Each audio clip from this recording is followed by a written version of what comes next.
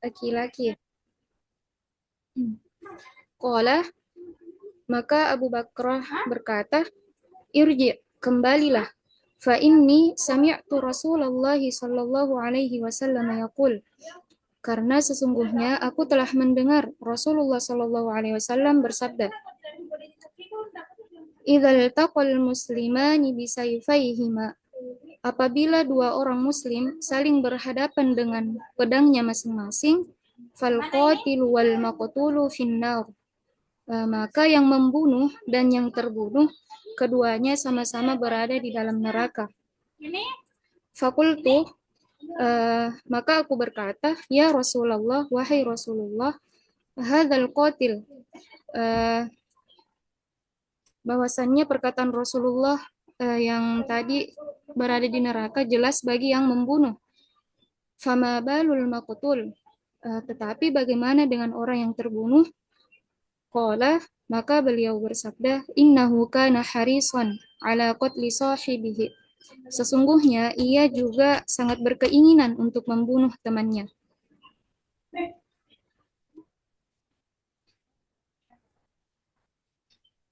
Babun zulmun duna zulmin. Satu bab yang membahas tentang kezaliman yang lebih ringan daripada kezaliman lainnya. Haddatsana Abul Walid, telah menceritakan kepada kami Abul Walid, qala haddatsana Syu'bah, ia berkata telah menceritakan kepada kami Syu'bah, wa qala wa haddatsani Bishrun, dan dia telah berkata telah menceritakan kepadaku Bishrun, qala, dia berkata haddatsana Muhammadun an Syu'bah, telah menceritakan kepada kami Muhammad dari Syu'bah, an Sulaiman dari Sulaiman, an Ibrahim dari Ibrahim, an Alqamah an Abdillah qala, dari Alqamah dari Abdillah, ia telah berkata, lamma nazalat, tak kalah atau ketika turunnya ayat ini, a'udzu billahi minasyaitonir rajim, alladzina amanu wa lam yalbisu imanahum bizulmin, orang-orang yang beriman, yaitu yang tidak mencampur adukan keimanan mereka dengan kezaliman.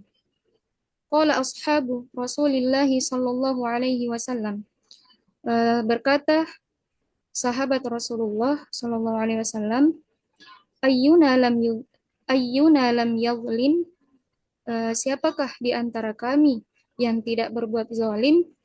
Fa anzalallah, maka Allah menurunkan ayat, a'udzu billahi minasyaitonir rajim, innasyirka ladzulmun 'adzim, sesungguhnya kesyirikan itu benar-benar kezaliman yang besar. Ya,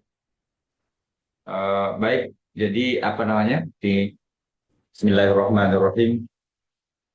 Assalamualaikum warahmatullahi wabarakatuh. Waalaikumsalam warahmatullahi wabarakatuh. Waalaikumsalam warahmatullahi Seperti yang wabarakatuh. kita apa namanya? Ini bagi yang mempelajari tentang manhajul muhaddisin, itu bisa kita lihat penyusunan kitab Sahih Bukhari yang diawali dengan wahyu, itu menunjukkan kitab Bada'ul Wahyi ya, lalu kitabul iman, menunjukkan bahwa dalil yang tertinggi adalah wahyu, kemudian akal. Lalu Imam Bukhari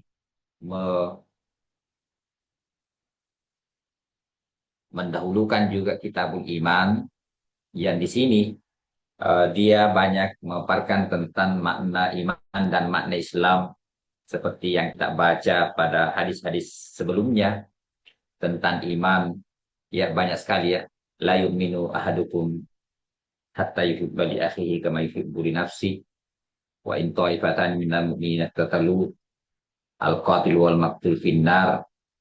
Ini adalah sebenarnya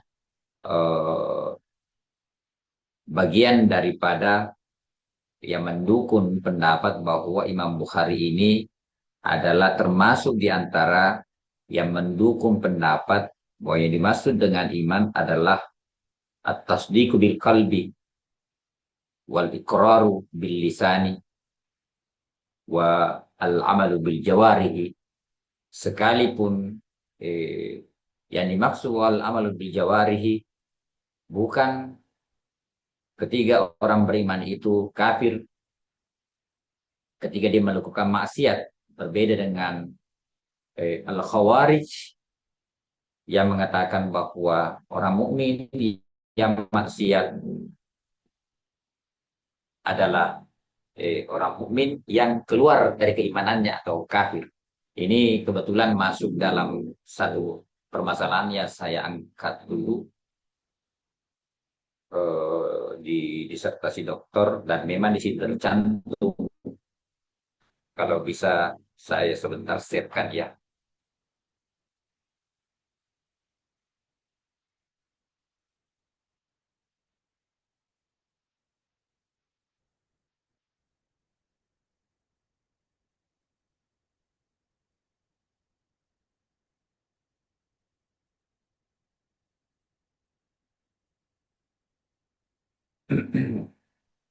Di sini ada empat pendapat ya, ada empat pendapat tentang apa itu iman. Ada pendapat pertama, ini adalah bagian disertasi saya halaman 541 dari 1.200 halaman. Pendapat pertama, annal imana, sudah nampak kayak di situ. Iya, Bung. Sudah nampak, Bung. Oke. Annal imana huwa tasdiq wahdah, ya. Itu pendapat pertama, dan ini adalah pendapat yang dianut oleh As-Sa'labi, Al-Baghawi, Al-Birawi, Wal-Rafi, Wal-Turtubi, Wal-Alusi, Wal-Zahu, ila madhhabi jumhur muhaqqiqin. Dan saya lebih cenderung kepada pendapat pertama. Kemudian ini adalah dalil-dalilnya. Pendapat kedua adalah al-iman wa al-i'tiqad bil qalbi wa nutqu bil lisan bis syahadatain. Kemudian al-qaul salis, al-iman wa i'tiqad bil qalbi wal qaul bil lisani wal amal bil jawarih. Jadi nampak zahirnya pendapat ketiga ini, ketika amalnya seseorang karena apa namanya, amal itu dia masukkan dalam rukun iman, maka ketika seseorang melakukan atau beramal yang bertentangan dengan iman seperti melakukan dosa, maka itu kafir secara zahirnya, ya. Tetapi pendapat ketiga ini tidak seradikal itu. Yang dimaksud ini, wa bidzalika asbata ashabu hadzal qaul asyadata wan nuqsi. Yang dimaksud di sini adalah iman itu bisa bertambah dan berkurang dengan bertambahnya amal kebaikan atau berkurangnya. Pendapat ini dinisbahkan kepada, termasuk diantaranya adalah ada ini. Hadzal qaul mansub ila jumhuris salaf min as-sahabati wat tabi'in wa nusub ila Malik bin Anas wa Nusyad wa Sufyan ats-Tsauri wa Sufyan bin Uyainah wal Auza'i bin Jurayj wa Ibrahim an-Nakhai wal Hasan Basri wa Ta' bin Abi Rabah wa Taus wa Mujahid wa Mubarak, sebagaimana dalam footnote itu. Kemudian juga Al-Bukhari wa nusiba kasai ka Ibnu Mas'udin wa Utsay bin Yaman wa ilaihi dhahaba Ibnu Hazm al-Zahiri wa tamassaka bihi ahlul hadis li akhtihim. Ceritanya 8, yaitu Mafatihul Ghaib wa Tarikh wa Tanwir, yang menisbahkan kepada mereka itu adalah sekalipun secara testimoni atau secara apa namanya, secara sorry, tidak ada Imam Bukhari tidak ada mengatakan bahwa al-iman itu i'tiqadu bil qalbi wal qaulu bil lisani wal amal bil jawarih.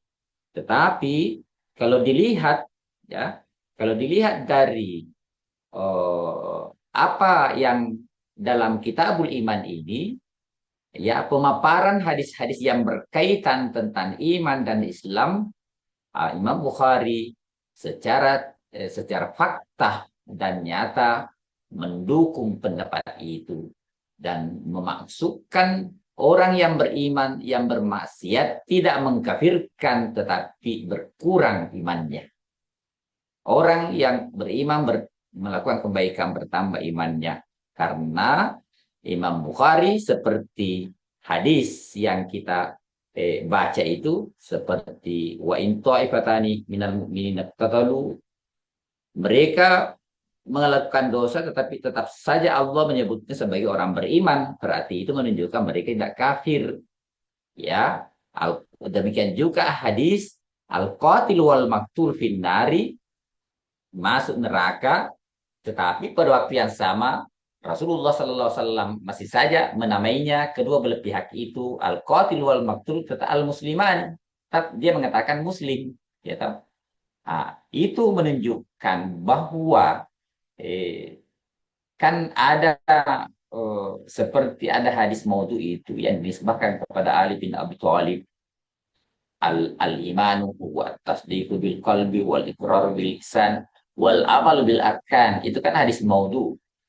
Artinya maka dengan itu seperti Khawarij mengatakan siapa yang melakukan maksiat, ya, siapa yang melakukan maksiat maka dia kafir. Nah, coba. Dan itu tentu saja bertentangan dengan. Jadi saya garis besarnya saya sampaikan bahwa Kitabul Iman ini adalah sengaja Imam Bukhari pada waktu yang sama merupakan refleksi terhadap pendapat pribadi Imam Bukhari tentang apa iman dan Islam itu. Juga menunjukkan Imam Bukhari tidak mengatakan bahwa siapa yang orang berdosa dia akan kafir, ya. Saya kira demikian untuk hadis pada kali ini.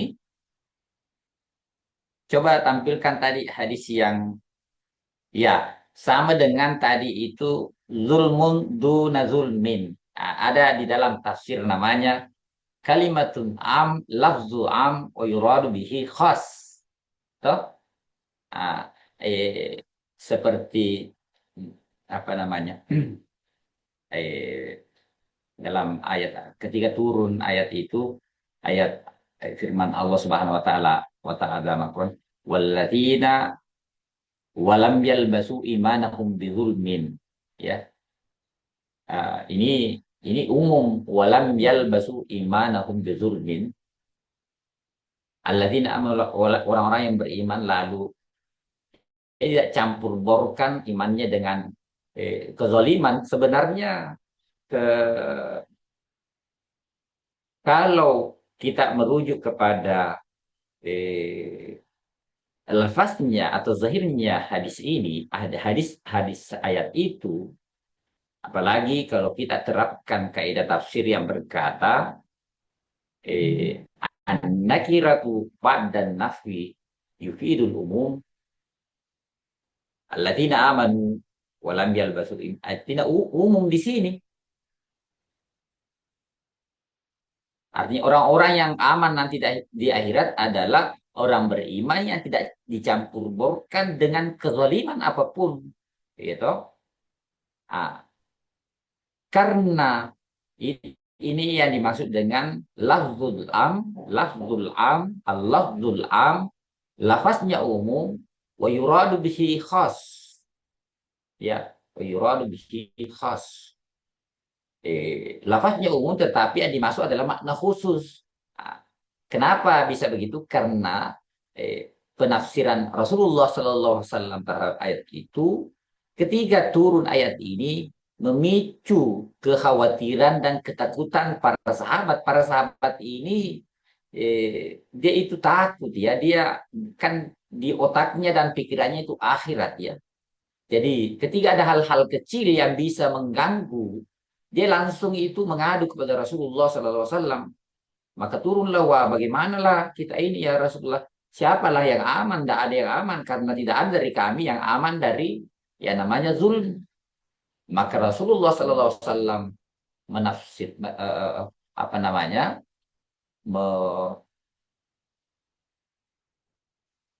Rasulullah Sallallahu Alaihi Wasallam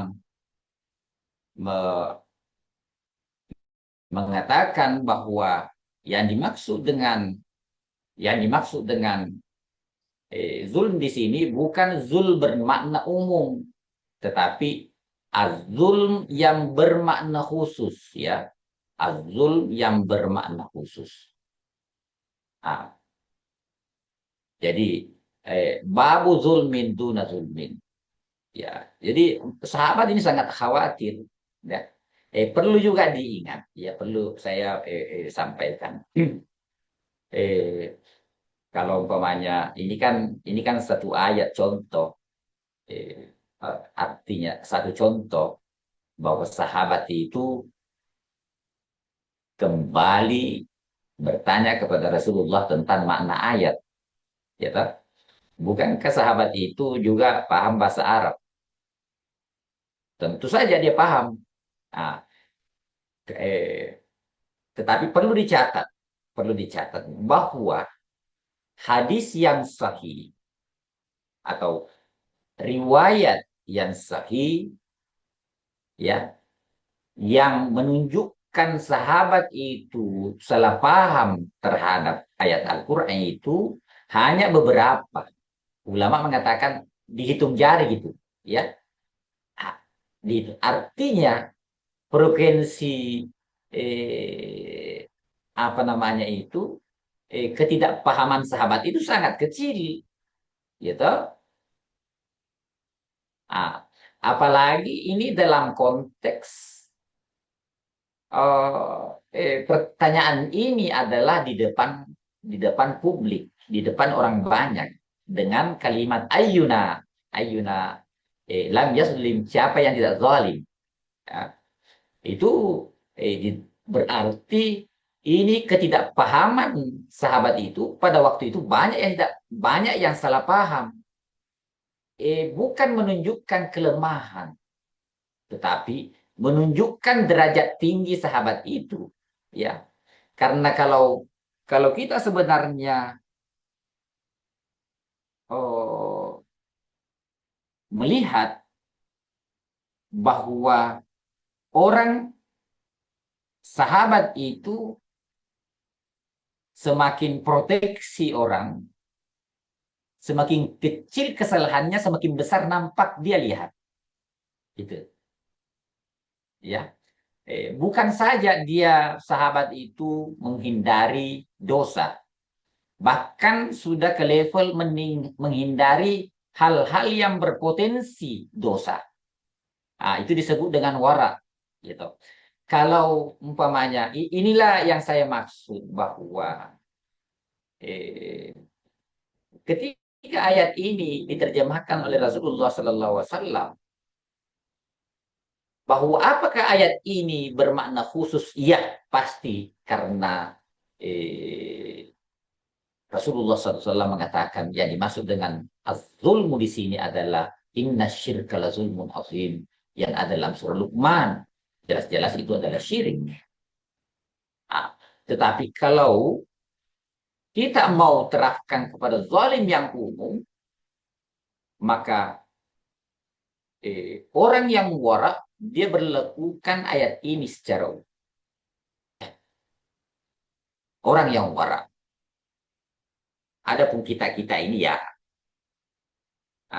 karena zalim itu segala sesuatu yang merugikan diri sendiri sekecil pun disebut dengan zalim.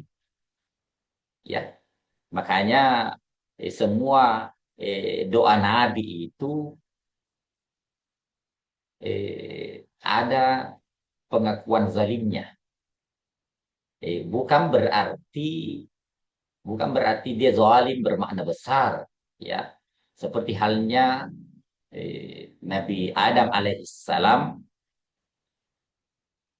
apa itu doanya itu, Rabbana zalamna ampusana, gitu.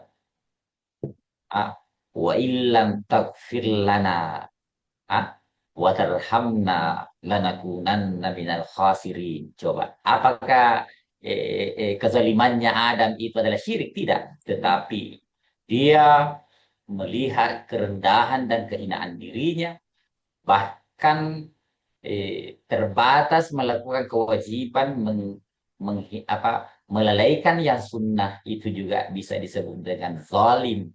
Kalau kita maknai zalim itu bermakna umum, kenapa? Karena kita meninggalkan hal-hal yang menguntungkan diri sendiri, ya toh? Ah, ah. Coba lihat eh, apa namanya munajatnya Nabi Yunus alaihi salam, ya, la ilaha illa anta, ah, subhanaka inni kuntu minaz zalimin, ya, coba itu. Apakah dia zalim? Saya apa menduga saja Tuhan, pokoknya kita tertimpa musibah, lalu kita berburuk sangka atau kecewa, itu kezaliman itu, kezaliman, ya. Jadi kita lah semua sebenarnya ini zalim, ya. Orang yang meninggalkan ketaatan itu zalim, ya. Tapi semakin bersih seseorang, semakin proteksi. Hal yang nampak kecil pun. Sehingga Nabi Musa alaihissalam ketika dia bermunajat kepada Allah Subhanahu wa taala, "Ya Tuhan, bagaimana aku menyembahmu? Bagaimana aku ikhlas kepadamu? Sedangkan ketaatan yang aku buat semua juga dari kau. Engkau yang mengilhamiku, memberikan aku taufik dan inayah. Engkau memberikanku kekuatan. Semuanya dari kau. Jadi bagaimana aku menyembahmu?" Lalu Tuhan mengatakan, "Idza araftahu dzalik." Bila engkau sudah memahami seperti itu, Musa, maka engkau betul-betul sudah menyembahku. Ya, jadi dalam konteks apapun, sesuci-sucinya siapapun, sesuci-sucinya kita, maka kita juga masih tetap saja zalim. Ya, atau kisahnya, ya itu semakin bersih seseorang, semakin proteksinya tinggi. Ya, semakin kotor seseorang, ya tidak ada, biar ada kalajengking dia tidak lihat, karena semua hatinya sudah seperti kalajengking semua. Jadi itulah yang dimaksud babu zulmun, babu zulmin duna zulmin, ya, zalim. Jadi kezaliman itu maksudnya berlevel, bertingkat-tingkat. Itu tadi jadi yang pertama yang kita pahami. Jadi perlu dipahami bahwa ulama-ulama terdahulu itu dalam penyusunan kitabnya bukan sembarangan, bukan serampangan menulis ini kitab pertama, ini kitab kedua. Penyusunan kitab itu juga adalah ilmu, ya toh? Seperti halnya kalau kita kemarin membaca Ihya Ulumuddin, ya. Jadi Kitabul Iman ini Imam Bukhari, apa namanya? Ini kita lihat nih caranya Imam Bukhari, ya. Beda dengan Imam Muslim. Itu Imam Bukhari, dia kadang menyebutkan hadis berkali-kali dalam sahihnya. Nah, gitu. Makanya coba lihat al-hadis itnen wa talatin atrabuhu, ada serpihan-serpihannya pada hadis 2360, 3424, 3409, 4629, 4776, 6917, 6937. Artinya hadis ini berulang disebut dalam Sahih Bukhari, yaitu berapa? 1, 2, 3, 4, 5, 7, 8 kali. Nah, berbeda nanti kalau Sahih Muslim. Ah, jadi jenisnya Imam Bukhari ya. Dia paparkan semua hadis itu berarti kitab itu mengkonfirmasi tentang sikap Bukhari tentang makna iman. Ya, dia tidak mengatakan iman atas dik, ya, atas dik bil qalbi wahdahu. Ya, kalau saya cenderung pendapat pertama. Saya kira demikian hadis kita. Jadi mengapa apa namanya kekayaan saya mengulangi lagi ya. Anda umpamanya seorang arsitek, ya toh.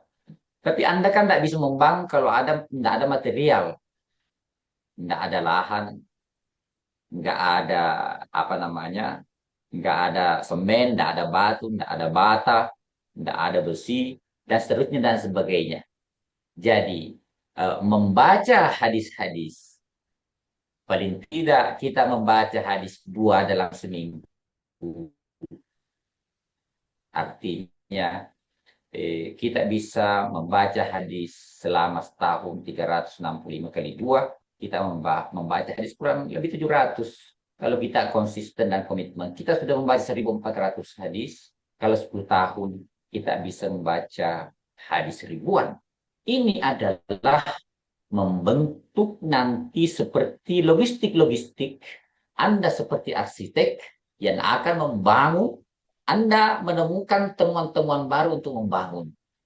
Karena ketika input-input ini masuk dalam pikiran kita tentang walaupun belum kita dalami hadis per hadis, tapi paling tidak kita tahu ketika ada masalah, oh hadis ini ada dalam Sahih Bukhari. Ya, coba bayangkan seperti pengajian halakah di Mesir, dia bisa tamatkan kutubut tis'ah hanya 1-2 tahun. Diulang lagi, coba bayangkan tuh.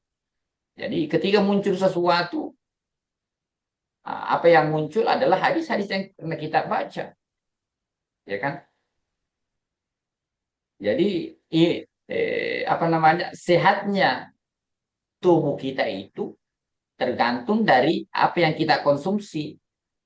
Ah, kalau banyak hadis, banyak ayat, banyak pendapat-pendapat ulama masuk, kemudian itu akan membentuk kesehatan karakter otak dan karakter hati kita.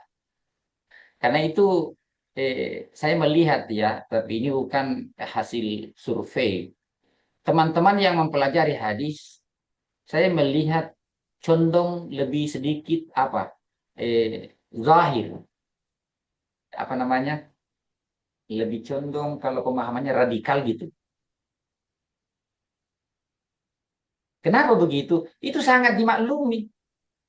Karena hubungan emosional itu yang membuat dia selalu bersama dengan hadis Rasulullah SAW, ingin menjabarkan dalam hidupnya setiap hari, setiap waktu. Gitu. Karena akan terjadi ikatan emosional. Ya. Dan itu wajar saja, dan itu bagus.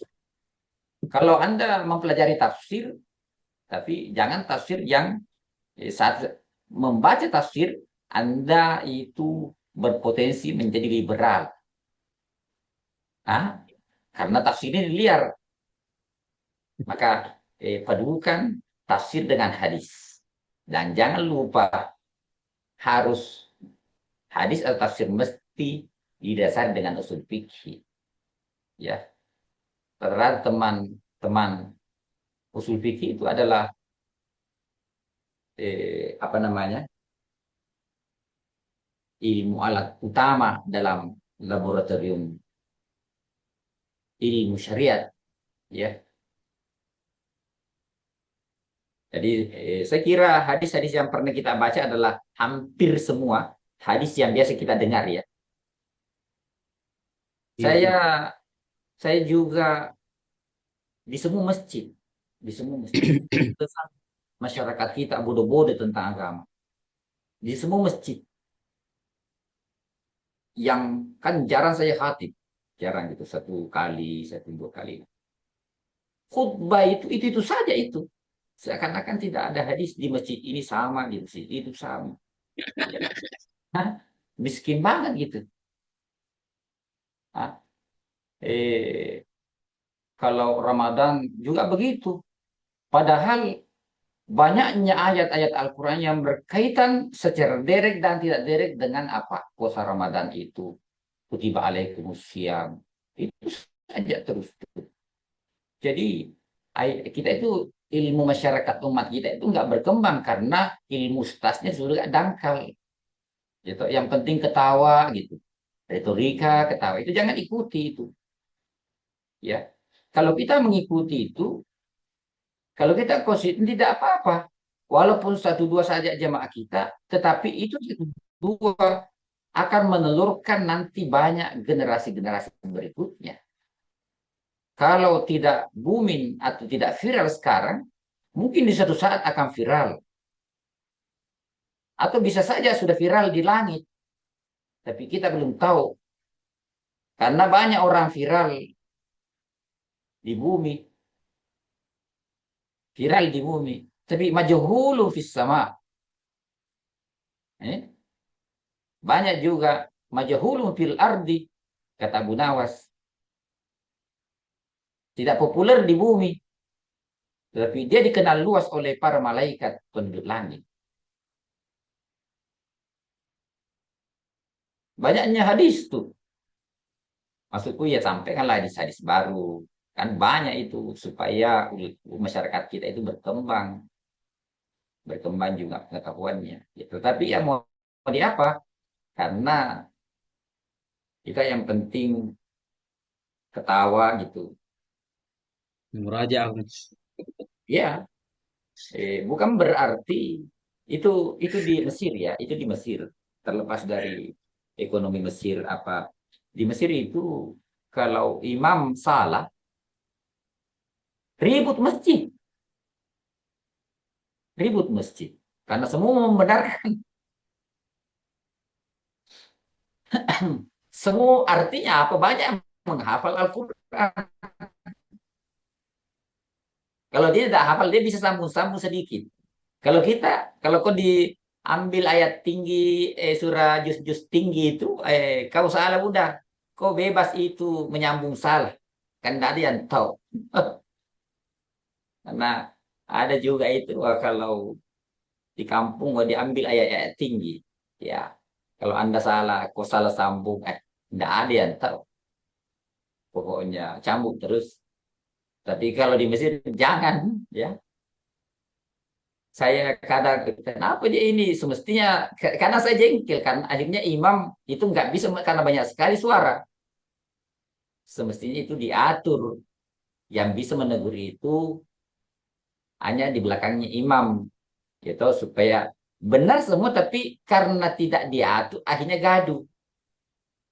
Coba bayangkan kalau semua pada ngomong jamaah mana yang didengar imam bisa saja imam tambah bingung gitu. Nah, itu menunjukkan sesuatu yang positif mengindikasikan bahwa di sana itu ya budaya hafalnya budaya hafalan Al-Qur'annya orang sudah level tinggi tinggi ya ketimbang kita. Saya kira demikian. Kita baca iya umudin.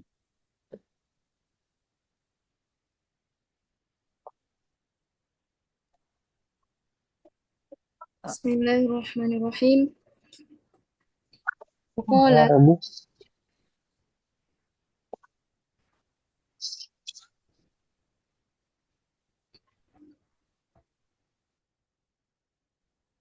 Silakan. waqala al-alimu aminullahi subhanahu fil ardi. Dan Rasulullah SAW bersabda, orang yang Apa? berilmu adalah Ayo, lanjut. orang yang berilmu adalah orang kepercayaannya Allah Subhanahu wa taala di muka bumi. Sebentar. Waqala Apa apa dan beliau derajatnya? bersabda, Apa "Sinfani min derajat? ummati idza Sebentar dulu. Radia, salaha Radia. salahan nasu." Radia, Radia. Radia. Ada dua golongan Sebentar. dari umat. Halo, Adia. Apa derajatnya hadis itu? Apa derajatnya? Coba lihat anunya. Dhaifu. Baik, coba kita lihat. Baik. Dia mengatakan Aminullahi fil ardi. eh, ada hadis yang diriwayatkan oleh At-Tabrani bahwa hati orang yang beriman itu, hati orang adalah tempatnya Allah di bumi. Wi'a'ullahi fil ardi. Saya men-share sebentar, saya perlihatkan hadisnya.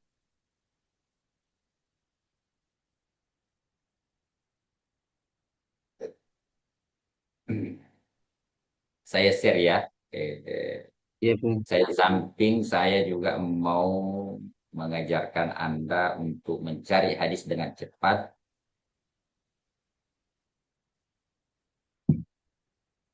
Nah, share.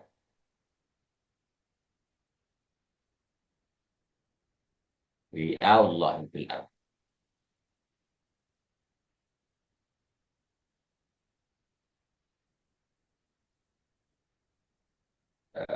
Saya blog mutul hadis.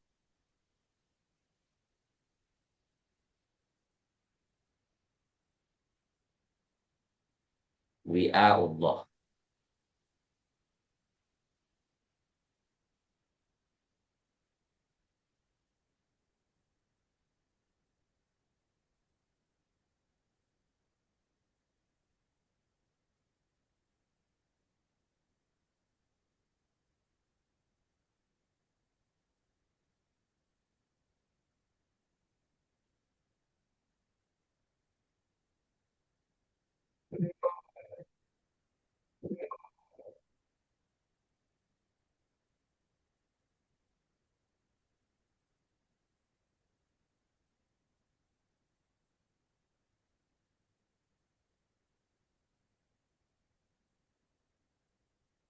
Sebentar, nanti ambil waktu saja ya, sebentar. Jadi saya mau jelaskan bahwa kadang-kadang suatu hadis sanadnya dhaif, sanadnya dhaif, tapi matannya sahih, ya. Matannya didukung oleh hadis-hadis yang lain atau bahkan didukung oleh ayat Al-Qur'an. Seperti hadis yang disebutkan At-Tabrani di dalam Mujamnya, qalbal mu'min wi'a'ullahi fil ardi. Ya, tempatnya Allah di bumi. Apa hadisnya tadi? Aminullahi fil ardi. Sekjennya Allah. Sekretaris jenderalnya Allah. Nah, sekjennya Allah di bumi. Bagaimana bisa begitu? Coba lihat hadis yang mengatakan, coba ini nih hadisnya. Hadis sahih. Itu bila saya sudah mencintai hambaku, ya, sebenarnya sudah mendekat lah. Karena kalau sudah cinta orang sudah dekat, toh. Untuk maka saya akan menjadi basarahul ladzi yabsiru bih. Toh, bukankah hadis ini mendukung semua makna yang disampaikan oleh hadis dhaif, yang sanadnya dhaif? Jadi, hadis ketika sanadnya dhaif bukan berarti matannya dhaif juga. Jadi boleh saja matan sahih tetapi sanadnya dhaif, sebaliknya boleh juga matannya sahih. Adakah begitu? Nah, matannya sahih, apa sanadnya sahih, tapi matannya dhaif. Nah, itulah nanti kalau kita dapatkan hadis-hadis yang ada dalam Sahih Bukhari, dalam Ihya Ulumuddin, kita mau mengkonfirmasi pernyataan yang mengatakan bahwa betul Ihya Ulumuddin atau Imam Al-Ghazali menyebutkan hadis dhaif, tetapi tidak ada dalam Ihya Ulumuddin hadis maudhu. Tidak ada. Semua kalau ada dhaifun jiddan, min haitsu hifzir rawi. Dari segi hafalan tidak ada perawi karena pembohong dan pendusta. Tetapi di sana juga ya ulumuddin banyak riwayat-riwayat ya yang sama sekali tidak punya referensi ya, tidak punya referensi. Ya, betul. Seperti yang tadi saya ceritakan itu ketika Nabi Musa alaihissalam ditanya bagaimana aku menyembah itu kan juga dari ya ulumuddin ya, tidak disebutkan dalam kutub atau masadirul ahaditsil mu'tamadah. Nah, ya, tetapi ya cocok untuk ketika kita berbicara tentang akhlak, tentang tasawuf. Nah, tetapi hadis-hadis yang bisa membentuk karakter berpositif ketika kita tidak mengetahui sumbernya dari mana, kita dengan cara menyebutkannya seperti halnya Imam Al-Ghazali menyebut sukira, ruwiya, ukiya, itu artinya bahwa kita tidak meyakini ya, tidak meyakini sumbernya, tapi isinya bagus. Sebutlah, diriwayatkan, disebutkan ya. Jangan menyebut ketika memastikan ya, karena itu lain hal. Jadi semua makna itu apa mendukung makna aminullahi fil ardi.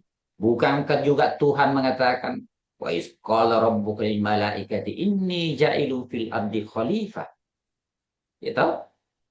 Dan tentu saja yang dimaksud adalah al-insanul kamil, ya, bukan al-insanul nakis, manusia zalim, bukan. Aminullahi fil ardi. Bukankah banyak sekali ayat yang mendukung makna itu, ya, yang mendukung makna bahwa manusia itu orang alim itu adalah aminullahi fil ardi, sekjennya Allah di muka bumi. Lanjut.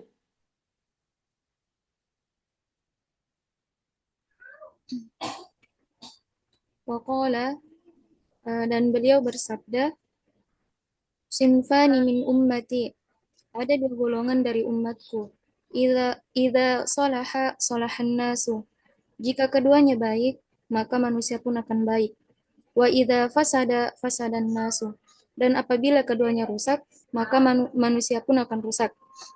Al umara'u Coba lihat anunya, lihat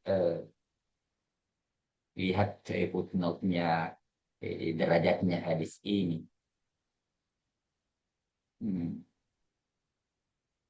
Live juga pun. Dhaif juga kan? Iya. Tetapi coba kembali ke hadisnya tadi. Sinfani Isas, ya ini benar, ya. Secara sosial benar, ya. Indikator satu karakter atau akhlak masyarakat itu dilihat daripada pemukanya. Dilihat dari situ. Mau kemana lagi, ya kan? Ini sama dengan Pung, yang di Al-Qur'an itu Pung, ya alladzina amanu atiullaha wa atiur rasul wa ulil amri minkum. Iya. Apa namanya? Kalau pemimpinnya, panutannya, moralnya bejat, ya pasti juga bejat. Makanya itu kan di dalam sebuah hadis bahwa tanda-tanda kecil hari kiamat itu Allah akan mengangkat pemimpin yang zalim. Tetapi kan diangkat yang zalim itu karena masyarakatnya juga sudah zalim. Ya kan? Menjadi pengecualian, menjadi keistimewaan khusus kepada Nabi Muhammad SAW. Sehingga seorang pengamat Barat mengatakan ada tiga, ya kan, mereka ini kan orientalis ini kan tidak percaya Al-Quran, nggak percaya hadis, mujizat-mujizat. Sehingga seperti kita ini mujizatnya Nabi kita percaya karena mujizatnya. Tetapi mereka ini berbicara secara rasio dan logis. Nabi itu ada tiga hal yang menunjukkan Muhammad itu, perkataan satu orientalis, bahwa Muhammad itu bukan orang biasa. Ya toh? Dia dia dilahirkan di tengah masyarakat yang sesat. Itu yang pertama. Masyarakat yang sesat. Artinya dominan adalah penyembah musyrik semua. Musyrik semua. Artinya ini secara sosial mengkonfirmasi secara rasio bahwa kalau kita tumbuh di masyarakat di mana dominan sifatnya masyarakat itu, maka kita yang tumbuh itu akan terpengaruh dengan itu. Ya toh? Nah, itu yang pertama. Artinya tiga kekurangan yang dimiliki Muhammad menjadi bukti bahwa Muhammad Sallallahu Alaihi Wasallam bukan orang biasa. Yang pertama, dia dilahirkan di tengah masyarakat yang sangat jahiliyah. Itu yang pertama. Itu. Yang kedua, Muhammad dilahirkan tidak punya ibu bapak dan miskin lagi. Yang ketiga, di tengah masyarakat tidak ada mengenal baca tulis. Dan jauh dari peradaban. Jauh dari peradaban. Kita manusia biasa, satu saja di antara tiga yang kita miliki ini, susah kita menjadi orang hebat. Ya toh? Apalagi kalau tiga sekaligus.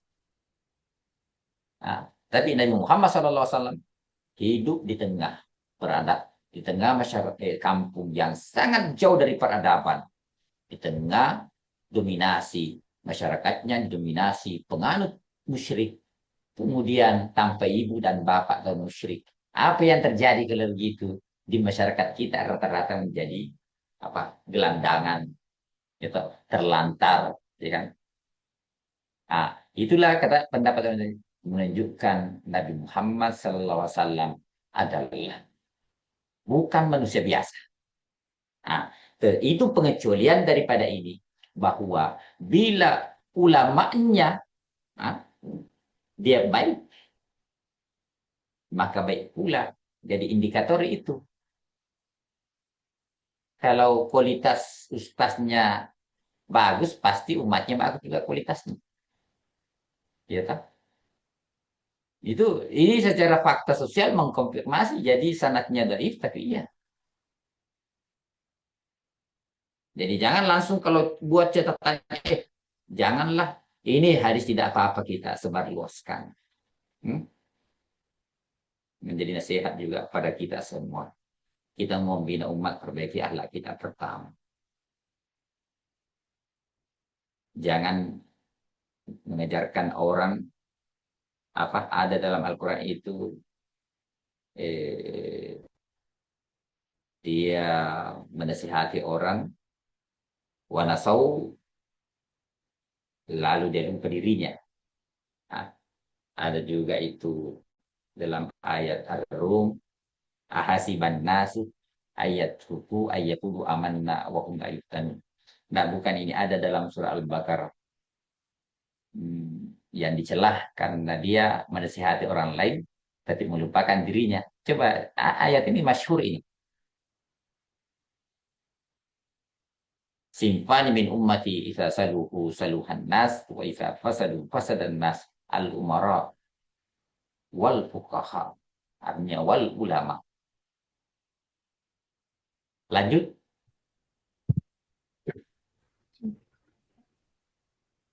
Waqala alaihi salamu, dan beliau bersabda, "Idza ata alayya yaumun la azdadu fihi ilman yuqarribuni ila Allah azza wa jalla." Apabila datang satu hari kepadaku yang di dalamnya aku tidak bertambah ilmu yang mendekatkanku kepada Allah Subhanahu wa taala, fala burika li fi tulu'i syamsi dzalikal yaum. Maka tidak ada keberkahan bagiku pada terbitnya matahari hari itu. Coba lihat catatan footnote-nya.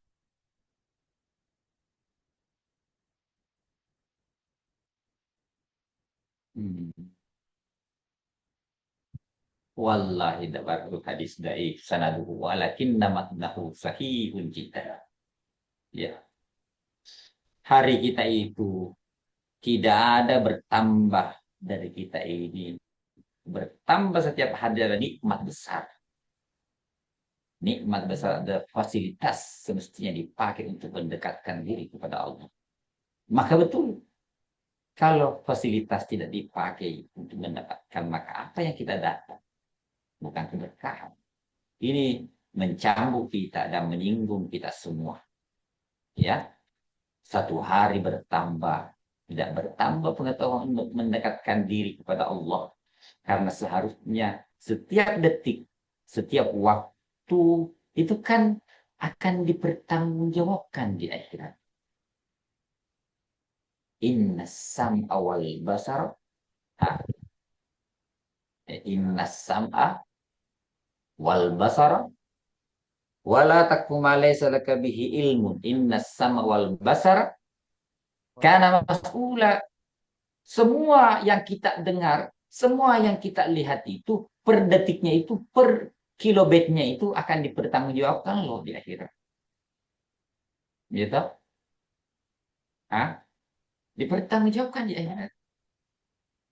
Jadi semestinya umur yang panjang, ya, umur yang panjang ini bertambah umur itu semestinya semakin mendekatkan kita kepada Allah Subhanahu Wa Taala, ya kan? Artinya kan nikmat itu kan sudah banyak, maka kedekatan kita semestinya juga sudah banyak. Maka hadis ini secara makna, wallahi tidak ada masalah hadis ini.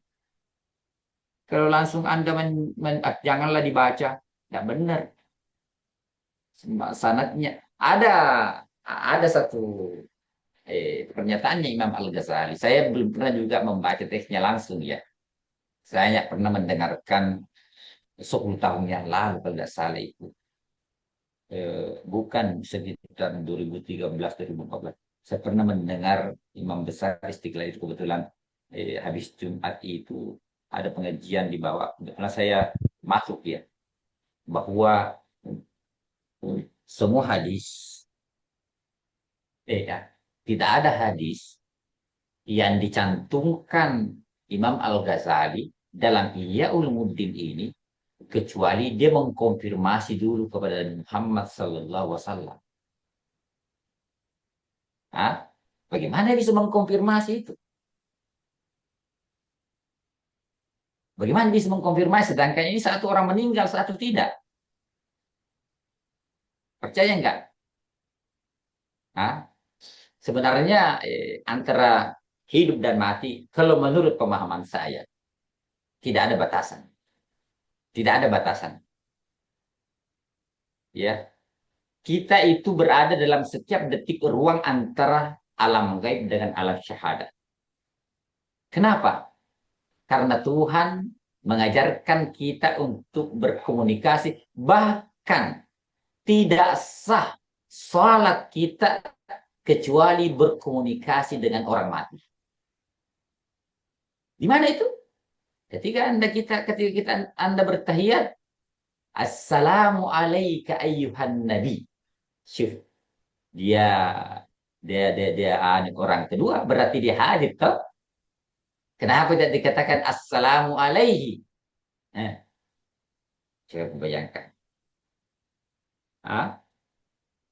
Assalamu alaihi. Tapi assalamu alaika. Alaika itu mesti ada di depan kita. Ayuhan nabi. Lalu Nabi mengatakan, enggak. Jangan saya saja. Semua saudara saya para nabi. Semua orang soleh.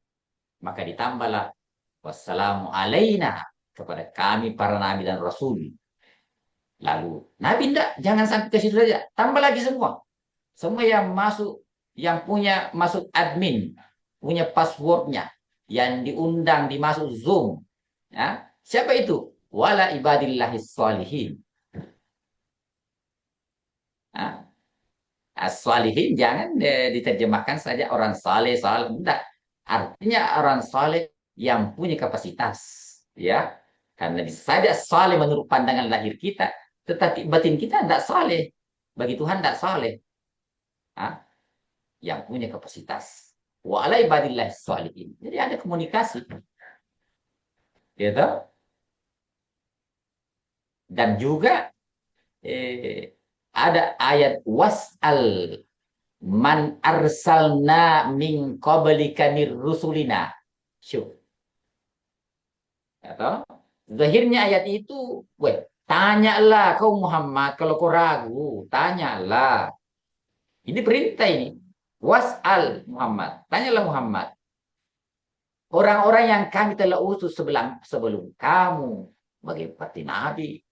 Tapi ada mengatakan itu majasi ya, bolehlah, tetapi tidak boleh kita mengkat makna ayat selama tidak ada dalil yang kuat. Ya, berarti Nabi berkomunikasi juga dengan apa orang-orang Nabi dan Rasul sebelumnya, ya kan? Salah satunya itu peristiwa Mi'raj kan. Jadi tentu saja bagi siapa ini kaum saudara-saudara kita yang terhormat itu kaum Wahabi menolak semua ini, tidak ada begitu-begitu, ya, menolak itu. Tapi tapi ada satu, memang kalau dalil ilmiah itu pernyataannya Imam Al-Ghazali di dalam ilmiah keilmiahnya tidak ada, ya. Jadi jangan memperkuat hadis dhaif dengan mengatakan bahwa Imam Al-Ghazali sudah mengkonfirmasi. Tidak boleh, tidak ada nilainya dalam keilmiahan, ya. Jangan Adi. Itu adalah tergantung dari frekuensi kita sendiri, ya. Itu kalau di dalam tesis, disertasi itu tertolak, ya. Tidak ada nilai pembuktian ilmiahnya. Yang ilmiah itu yang bisa dilakukan juga oleh orang lain. Sedangkan apa yang diketahui oleh andai kan saya bisa juga mengkonfirmasi sebagaimana Imam Al-Ghazali mengkonfirmasikan, ya bisa. Itu disebut dengan ilmiah. Lanjut, kita satu hadis baru selesai. وقال صلى الله عليه وسلم في تفضيل العلم على العبادة والشهادة. Dan beliau bersabda tentang keutamaan ilmu atas ibadah dan juga syahid. Apa?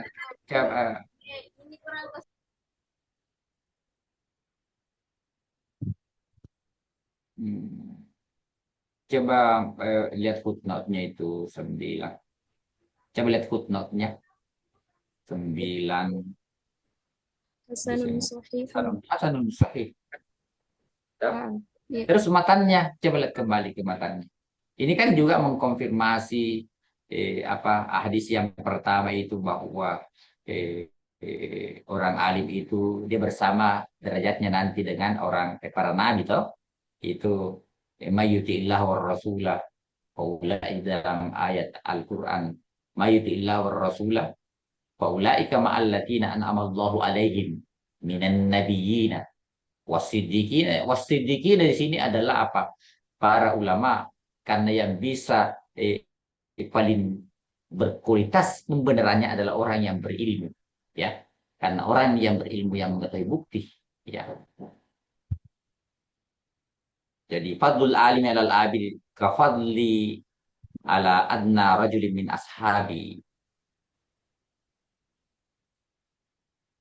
Nah, ini kita tidak tahu siapa sahabat Nabi yang paling rendah derajatnya, kita tidak tahu. Yang kita tahu hanya senior-senior sahabat seperti Khulafaur Rasyidin, itu empat-empatnya ini punya dalil dalam hadis tentang derajatnya. 10 al-masyarina bil jannah, Ada 10 sahabat juga yang diberi sertifikat surga. SHM, sudah punya SHM. Ada juga ayat Al-Quran yang turun kepada sahabat tertentu yang diterima tobatnya, yaitu Abu Lubabah. Jelas karena turun ayat Al-Quran karenanya. Kita tidak tahu siapa. Artinya menunjukkan tingginya derajat orang yang berilmu itu. Kalau saya tidak bisa sebenarnya dibandingkan ya, karena orang abid tanpa ilmu tidak ada juga nilainya. Ya, orang abid tanpa ilmu atau orang yang hanya hidupnya banyak banyak beribadah saja, walaupun sedikit tahu, dia hanya tahu yang untuk ibadah yang dia dalami, iya.